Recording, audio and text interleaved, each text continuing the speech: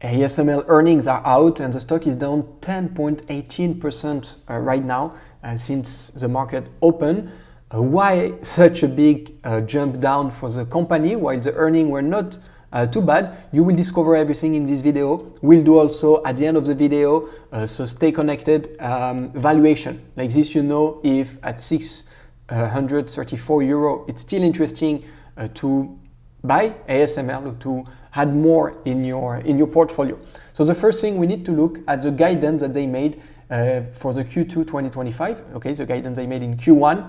They expected net sales to be between 7.2 and 7.7 billions. If we look at here, we had net sales of literally 7.7 billion. So they were at the high end of the estimate, which is good. When it comes to gross profit margin, they had 53.7% and they were expecting to be between 50 and 53. So this is something good. Last thing, they expected for full years to have between 30 and 35 billion, which would be a growth rate between 6 and 23.8%. It seems that they had a lot of uncertainty here.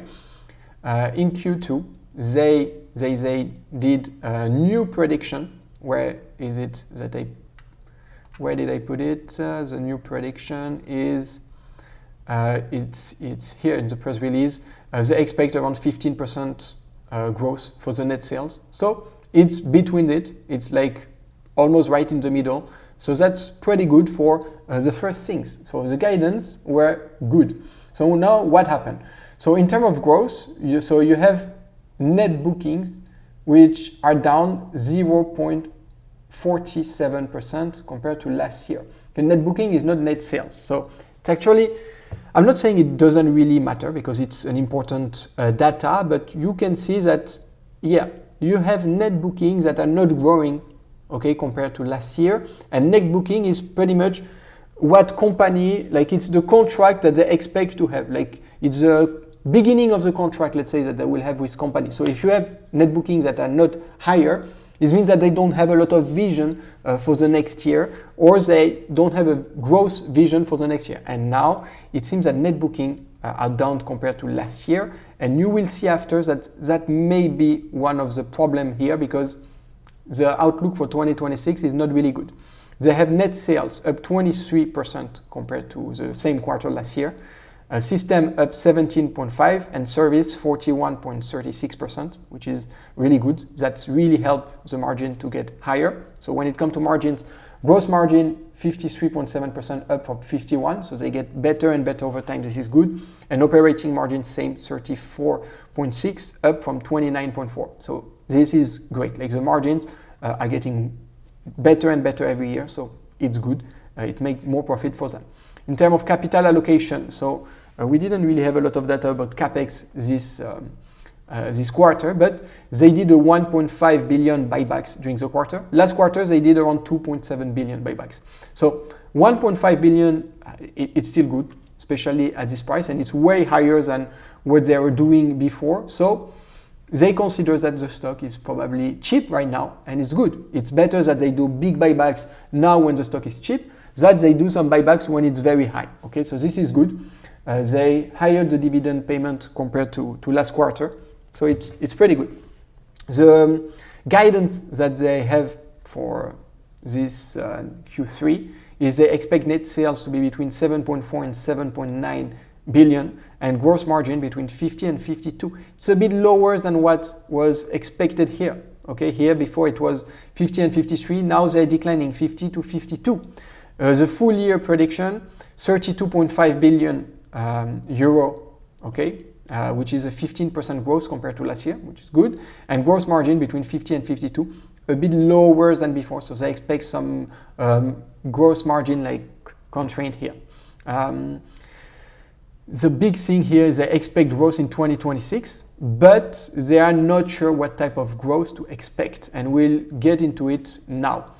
So here you can see the some other document from the press release. So we saw all of this. What I would like to talk about is a bit here. The new lithography system sold. You have less than in Q1 2025. So compared to last quarter, it's less. Same with used lithography. Here is higher. So it seems that maybe companies are buying more and more used one. So it's I'm not saying it's bad because they still make money on it, but we would like to see maybe more growth in the new lithography sales. So here's a word from the CEO.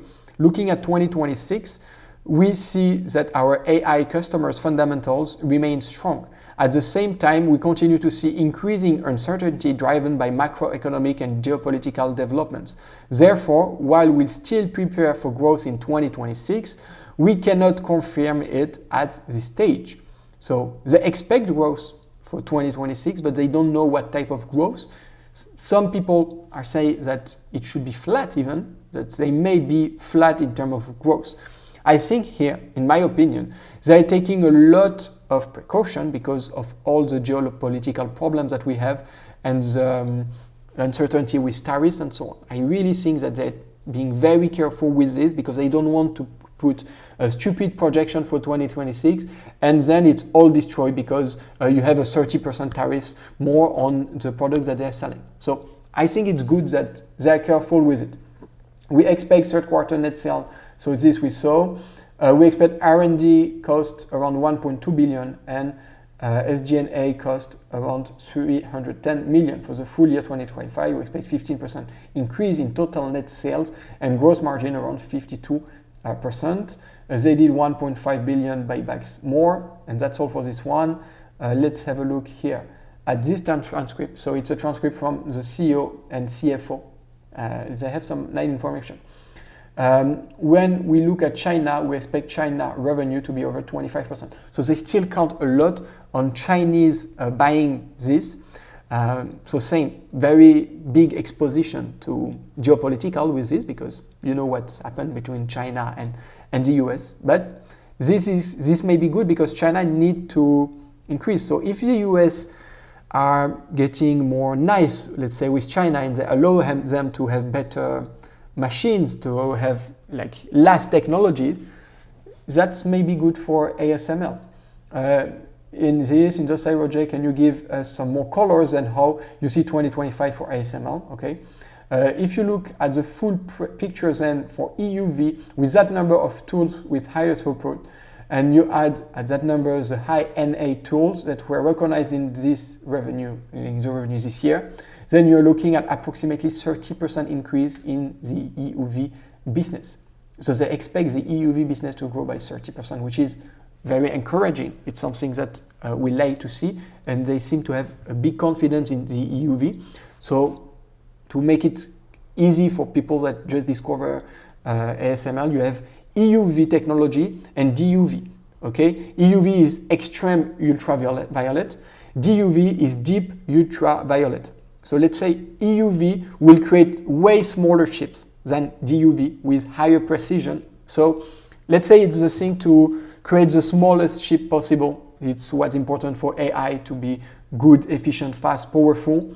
So let's say the world tends to go more and more to EUV, but it doesn't mean that DUV doesn't have anything.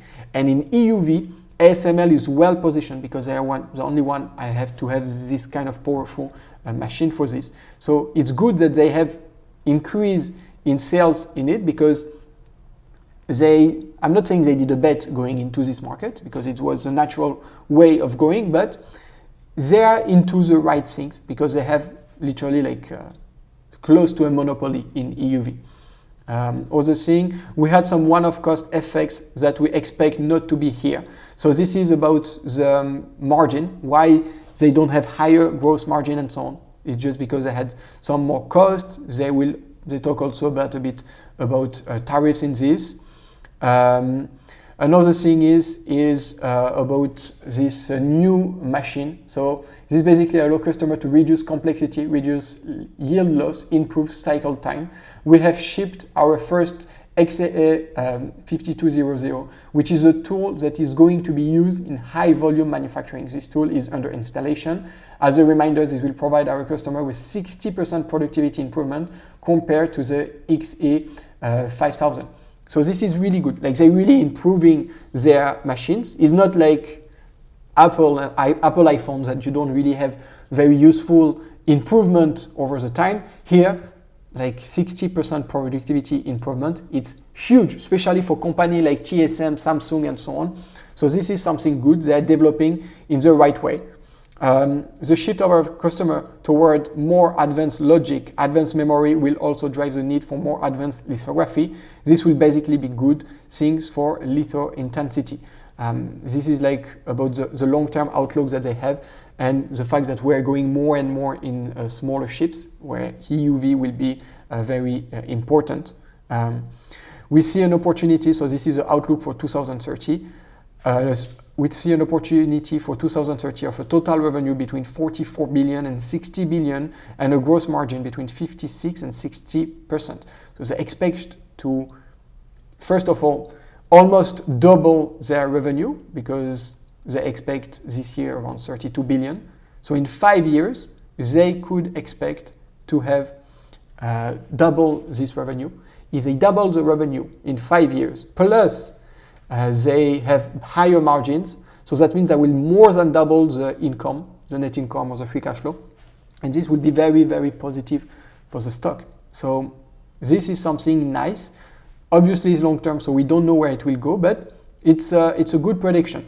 If it's 44 billion, we still have some growth. It represents approximately 25% growth compared to now. Is definitely not what we want. We would like more, a company to double, let's say, almost every 5 years. They think it's possible.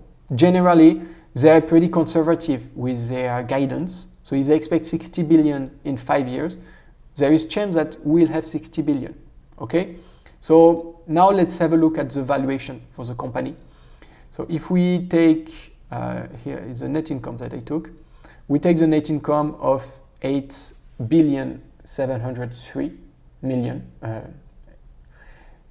We put a price, a P ratio of 27 and a growth of 14%, you will have a fair value around 670 euro. And you can expect a cumulative annual growth rate around 14%, which is, in my opinion, pretty fair. When let's have a look at the PE ratio that we can expect here. I need to go like this. PE ratio, you can see that historically the median is 34. Over the last 10 years, about the last 20 years, 28. So if we skip this here, 31. So a PE ratio about 31 is something possible, okay? So I really think that 27 is pretty conservative. Like we expect, now it's around 28. We expect it will continue to decrease a little. So 27, I think it's pretty conservative. They do 1% buybacks and they grow by 14% for the next 5 years. If they grow by more, like if they grow by 15, 20% for the next 5 years, we may have better. Like if they grow by, let's say they manage to grow net income by 20% because they improve margins and so on, you will have a 20% cumulative annual growth rate. I prefer to take big margin of safety, 14% seems good for me. And it seems that now you have a company which is at a fair value at 634.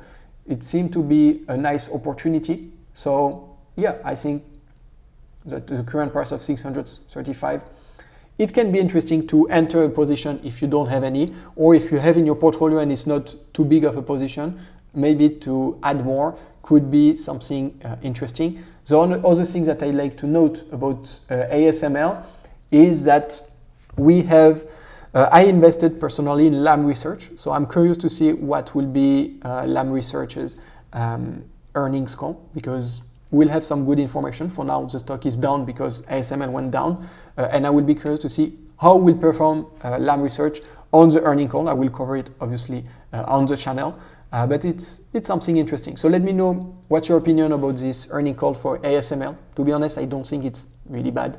I think it's just people expect so much growth for the company that when they take precaution for 2026, people see it as a big weakness, while in my opinion, it's not really a weakness. They are just very cautious and they don't want to sell something that they're not sure about and they are not into it. Because generally when you look at the way it goes, they're always right with their estimate, okay? When you look at the surprise with the earnings, most of the time, the surprise is positive. So I will not put too much thoughts on this 2026 outlook. I just think that globally the market and the analyst expected so high growth, then when they tell that, hey, like maybe calm down because there is a lot of uncertainty, they react really bad. The market is generally not rational, so I guess that's the explanation of what you have a minus 10%, because the numbers don't show a reason that deserve a minus 10% right now.